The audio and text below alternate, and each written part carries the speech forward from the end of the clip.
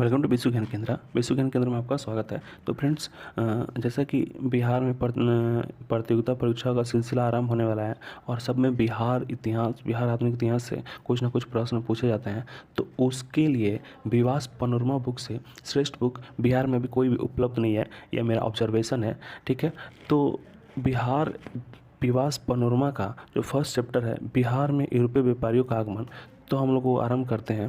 सबसे पहले हम लोग इसमें जानेंगे बिहार में कौन से यूरोपीय पहले हैं, किस चीज़ का व्यापार करते थे, और उन्होंने कौन सी पुस्तकें लिखी, अपना गवर्नर जनरल कौन नियुक्त किया गया, कंपनी कहाँ पे स्थापित की, अभी वो कंपनी जो प्रेजेंट डे में कहाँ पे वो ये है। ठीक है, तो ये सब हम लोग जानेंगे। तो चलिए, सबसे फर्स्ट चैप्टर में हम लोग जानते हैं आधुनिक बिहार का जो इतिहास है, उसके फर्स्ट चैप्टर में यूरोपीय व्यापारी का आगमन, बिहार में यूरोपीय व्यापारियों का आगमन। तो उसके तहत बिहार में किस चीज़ के लिए सबसे पहले प्रसिद्ध था, तो सोरा व्यापार के लिए।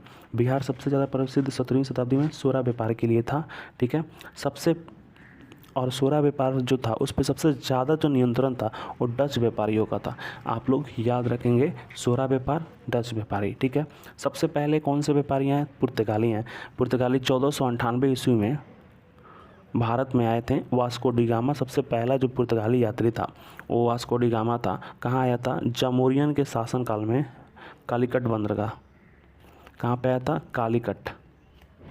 ठीक है, कालीकट आया था। जामोरियन के शासनकाल में कहाँ आया था? तो कालीकट आया था 1498 ईस्वी में। और वो उसके बाद से भारत के सभी क्षेत्रों में ये फैल गए और सर्वप्रथम पुर्तगाली बिहार हैं। हालांकि उन्होंने बिहार में कोई अपना व्यापारिक फैक्ट्री स्थापित नहीं किया। उनका जो व्यापारिक केंद्र था वो बंगाल में था। ठीक है, व्यापारिक केंद्र जो कहाँ था उनका? बंगाल के हुगली क्षेत्र में था। नाव द्वारा पटना आते थे और मसाले, चीनी मिट्टी के बर्तन और यही सब, और सोरा। ठीक है, यही ये चीज़ें थी, दो तीन, यही पुर्तगाली ले जाते थे। बेसिकली पुर्तगाली मसाले और चीनी मिट्टी के बर्तन में इनका क्रेज़ था। पुर्तगाली मतलब मसाले, ये याद आपको रहना चाहिए। ठीक है, आगे चल के वे सूती कपड़े का भी ये करने लगे। तो क्वेश्चन पूछता है कि पुर्तगाली बिहार से किस चीज़ का व्यापार करते थे? तो मसाले, चीनी मिट्टी के बर्तन और सूती वस्त्र। ये पुर्तगालियों के लिए 3 था। और जो डच थे वो किस चीज़ का? सूती वस्त्र और सोरा। तो डचों के लिए क्या था? डचों के लिए सूती वस्त्र और सोरा। ये याद रखेंगे, सोरा, सूती वस्त्र, डच। ठीक है, और पुर्तगाली क्या? तो पुर्तगाली जो थे वो मसाले, चीनी मिट्टी के बर्तन और सूती वस्त्र। अब आगे है 1632 ईस्वी में डचों ने पहली फैक्ट्री स्थापित की। अपनी पहली फैक्ट्री 1632 ईस्वी में की। और वो जो फैक्ट्री है वो भी प्रेजेंट है पटना कॉलेज का उत्तरी इमारत। ठीक है, डचों की रुचि किसमें थी? सूती वस्त्र, सोरे बताए थे। बेसिकली सूती वस्त्र और सोरे में थी। बाद में अनाज भी वो खरीदने लगे। अब सोरा के व्यापार से लाभ उठाने के लिए अंग्रेज भी बिहार में आकर्षित हुए। तो सबसे पहले उन्होंने 1620 ईस्वी में फैक्ट्री की स्थापित की थी आलमगंज में, लेकिन ये फैक्ट्री सफल नहीं हुई और 1621 ईस्वी में बंद हो गई। और जो अंग्रेज यात्री था, पहला अंग्रेज यात्री पीटर मंडी, वो व्यापार के लाभ के उद्देश्य से बिहार आया था। ठीक है, अंग्रेजों को वास्तविक सफलता 1651 में मिली। ठीक है,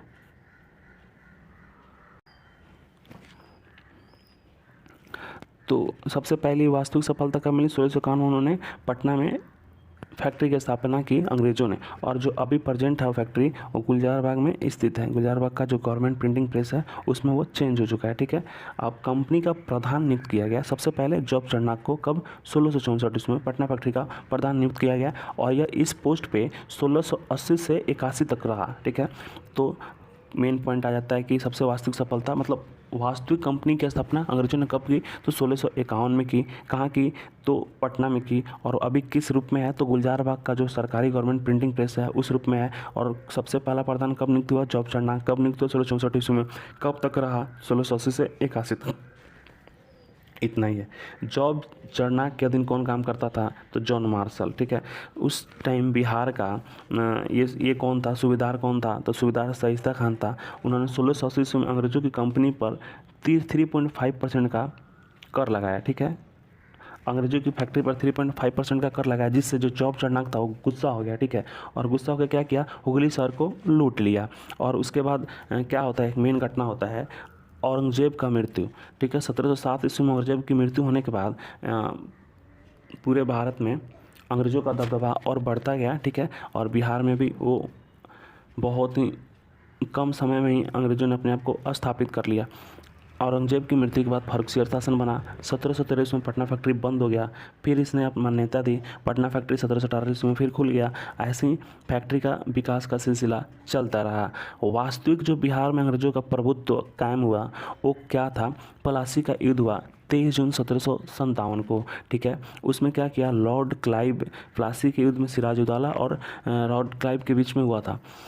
तो उसमें प्लासी के युद्ध में अंग्रेज़ जो थे वो विजयी हुए और उसके बाद क्या हुआ? बंगाल का नवाब मीर जाफ़र को बना दिया गया, ठीक है। और बिहार में मीर जाफ़र का जो पुत्र था, ये क्वेश्चन पूछता है, बिहार में मीर जाफ़र का पुत्र जो था मीरन था, उसका नाम क्या था? मीरन। आप लोग इस नाम को याद रखेंगे, मीर जाफ़र का पुत्र मीरन था। तो प्लासी के युद्ध के बाद बिहार का उप नवाब इसे ही बनाया गया। तो बिहार का उप नवाब किसे नियुक्त किया गया? तो मीर जाफ़र का पुत्र मीरन को। लेकिन वास्तविक सत्ता जो थी वो बिहार के नायब जो था नाजिब राजा राम नारायण, ठीक है। तो वास्तविक सत्ता राजा राम नारायण के पास थी, लेकिन उप नवाब अंग्रेजों ने किसे नियुक्त किया? मीर जाफ़र के पुत्र मीरन को, ठीक है।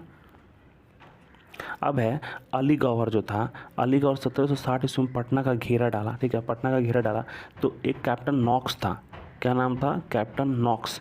उसने अली गौहर को मार भगाया। तो पटना से अली गौहर को 1760 ईस्वी में किसने मार भगाया? तो कैप्टन नॉक्स जो था, ब्रिटिश सेना का कैप्टन, उसके नेतृत्व में अली गौहर को मार भगाया गया। अब फर्रुखसियर के बाद दिल्ली में अंग्रेज़ों की सहायता से, ठीक है, ये अली गौहर जो था वो शासक बना, ठीक है।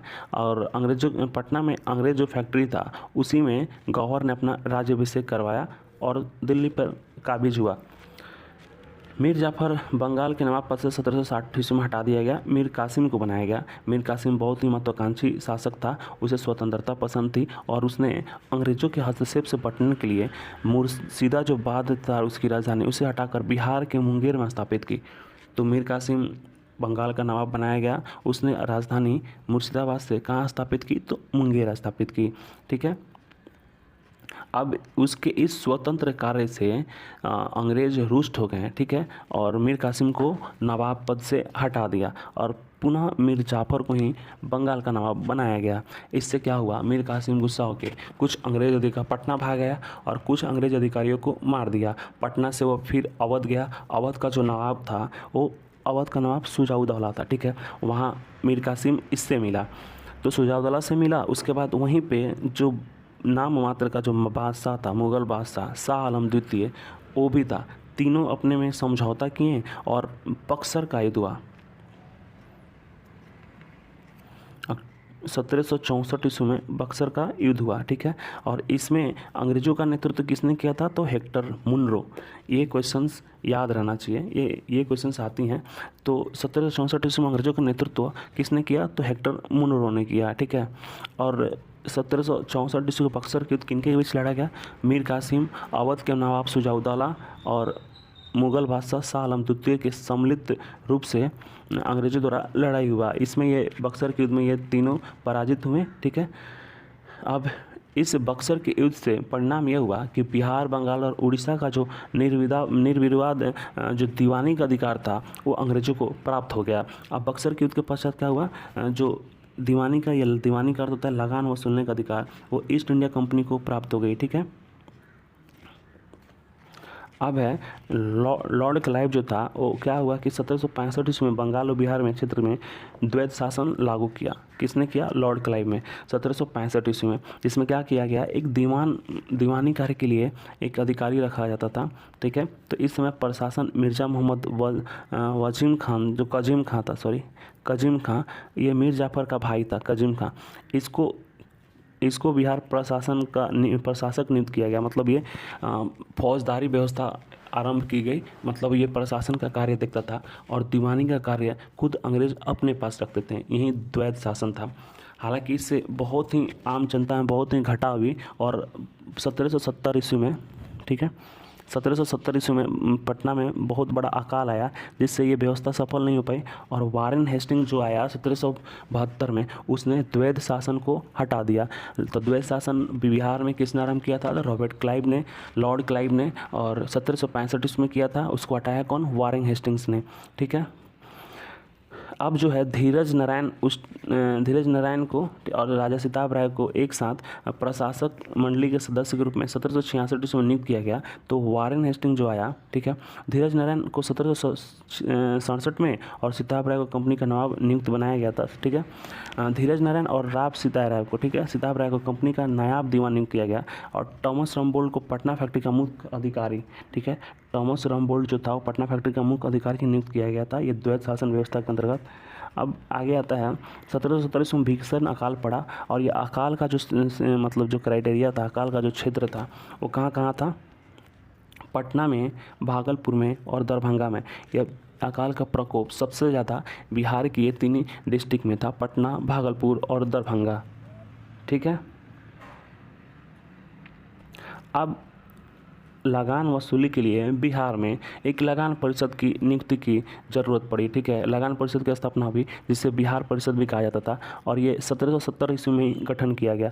और इसके लिए एक अध्यक्ष नियुक्त किया गया। सबसे पहला जो अध्यक्ष था वो जेम्स अलेक्जेंडर था। ठीक है। और उसके लिए, इसके सहयोग के लिए 2 सदस्य नियुक्त किए गए। कितने सदस्य नियुक्त किए गए? 2। तो रॉबर्ट पाल्क और जॉर्ज वेंसिटार्ट।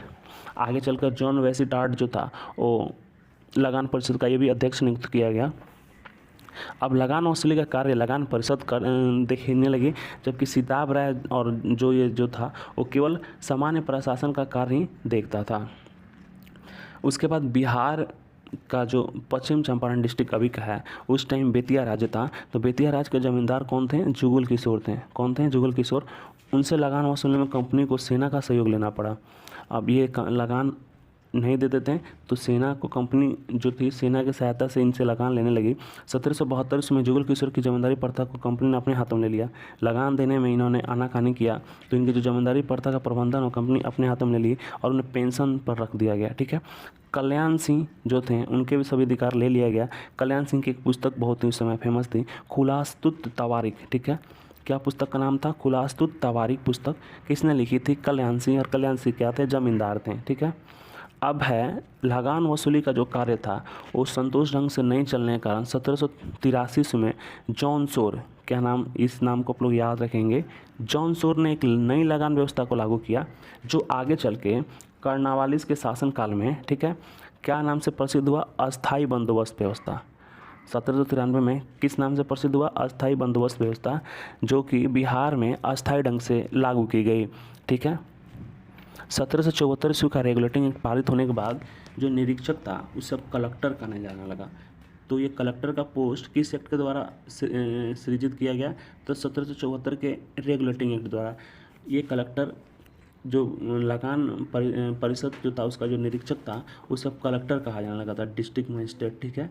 बिहार परिषद और जो लगान परिषद जो था उसको समाप्त कर दिया गया, क्योंकि उससे अंग्रेज़ों को, आम जनता को भी बहुत ज़्यादा ये होता था, तो उसको लगान परिषद को समाप्त कर दिया गया। आम जनता जो टैक्स देती थी वो तो मिलता ही था अंग्रेज़ों को, लेकिन उस मतलब जिस लाभ की उम्मीद से उन्होंने ये लगाया था वैसे उनकी उम्मीद के अनुसार वो लाभ नहीं हो पाया, तो बिहार परिषद को समाप्त कर दिया गया। ठीक है। और उसके बदले में एक प्रांतीय सभा का गठन किया गया। तो इससे मतलब क्या हुआ? बनारस के जो चैत सिंह थे वो विद्रोह से प्रेरित होकर पटना में कुछ स्थानीय जमींदारों को 1781 में विद्रोह के लिए उकसाया, और ये असफल प्रयास था उनका, सफल नहीं हो सके। ठीक है। अब पटना लगान परिषद को 1781 ईस्वी में समाप्त कर दिया गया था, तो इसके स्थान पर एक लगान प्रमुख पद सृजित किया गया। तो हालांकि लगान तो वसूलना ही था, कैसे भी वसूले, तो लगान परिषद को समाप्त करके कितने में समाप्त किया गया? 1781 में लगान प्रमुख का पोस्ट सृजित हुआ। ठीक है। और उसका जो प्रथम जो नियुक्ति उस पर हुई तो विलियम मैक्सवेल की नियुक्ति हुई। ठीक है। विलियम मैक्सवेल की नियुक्ति हुई। आगे है जेम्स अलेक्जेंडर के पश्चात पटना लगान परिषद, ये जेम्स अलेक्जेंडर जो था वो पहला था जिसकी नियुक्ति हुई थी। उसके पश्चात लगान परिषद के अध्यक्ष पद पे बहुत सारे लोग नियुक्त किए थे, जिसमें से जॉर्ज वेंसिटार्ट जो था, जो कि सबसे पहले लगान परिषद का सदस्य बना था, तो 1772-73 में ये भी अध्यक्ष नियुक्त हुआ था। ठीक है।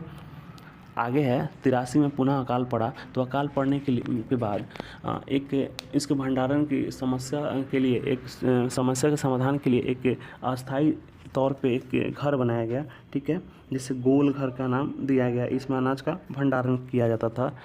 और आगे है 1790 ईस्वी में अंग्रेज़ों ने फौजदारी प्रशासन, ये जो फौजदारी प्रशासन है उसे भी अपने अंडर में ले लिया। कब ले लिया? 1790 ईस्वी में। दीवानी प्रथा तो ले ही लिए थे बक्सर युद्ध के बाद, और 1790 ईस्वी में फौजदारी का प्रथा भी अपने अंदर ले लिया। चार्ल्स जो ग्रांट था वो सबसे पहला अंग्रेज मजिस्ट्रेट के पद पर नियुक्त हुआ था। कौन था सबसे पहला अंग्रेज मजिस्ट्रेट के पद पर नियुक्त होने वाला? चार्ल्स ग्रांट था। इसने क्या किया? डकैती समस्या के लिए एक कारगर उपाय आरंभ किया। तो क्वेश्चन आ सकता है, बिहार का पहला अंग्रेज मजिस्ट्रेट के पद पर किससे नियुक्त किया गया? तो चार्ल्स फ्रांसिस ग्रांट, जो कि क्या किया था? तो इसकी प्रमुख जो कार्य थी डकैती की समस्या का निदान करना। पटना और गया को 1865 ईस्वी में अलग अलग जिलों में संगठित कर दिया गया। पटना और गया को 1865 में अलग अलग बना दिया गया। पहले एक ही था और उसके बाद इसे अलग कर दिया गया। उसके बाद सारण जिला को 2 भागों में 1866 में बांट दिया गया, पहला चंपारण और दूसरा सारण। 1875 ईस्वी में क्या किया गया? तिरहुत को भी मुजफ्फरपुर दरभंगा की 2 इकाई में विभाजित कर दिया गया। तो तिरहुत जो पहले एक जिला था उसके 2 भागों में बांट दिया गया, तो मुजफ्फरपुर और दरभंगा में। आगे है संथाल, परगना, पूर्णिया और छोटानागपुर का जो क्षेत्र था 1911-12 तक वो बंगाल प्रेसिडेंसी के ही अंग रहे 1911-12 तक। उसके बाद जो दिल्ली दरबार हुआ 1911 में, उसमें क्या किया गया? घोषणा किया गया बिहार से, बंगाल से बिहार को अलग प्रांत बनाने के लिए, और 1912 में फाइनली यह लागू हो गया। तो ये नेक्स्ट चैप्टर में पढ़ेंगे बिहार का प्रांतीय स्वरूप कैसा था, कैसे उसकी स्थापना हुई, कौन कौन से नेताओं ने उसमें सहयोग प्रदान किया। तो ये नेक्स्ट चैप्टर में पढ़ते हैं। चलिए मिलते हैं नेक्स्ट वीडियो में। तो इस वीडियो को आशा करता हूँ कि आप लोग से कुछ समझे होंगे, सीखे होंगे, आप लोगों को पसंद आई होगी। और विवास पनोरमा बुक आप देख सकते हैं कितनी अच्छी है। अगर आपको ये वीडियो अच्छी लगी हो तो वीडियो को जरूर लाइक करें। आप चैनल पर न्यू है तो चैनल को जरूर सब्सक्राइब करें। मिलते हैं नेक्स्ट वीडियो में नेक्स्ट चैप्टर के साथ। तब तक के लिए धन्यवाद।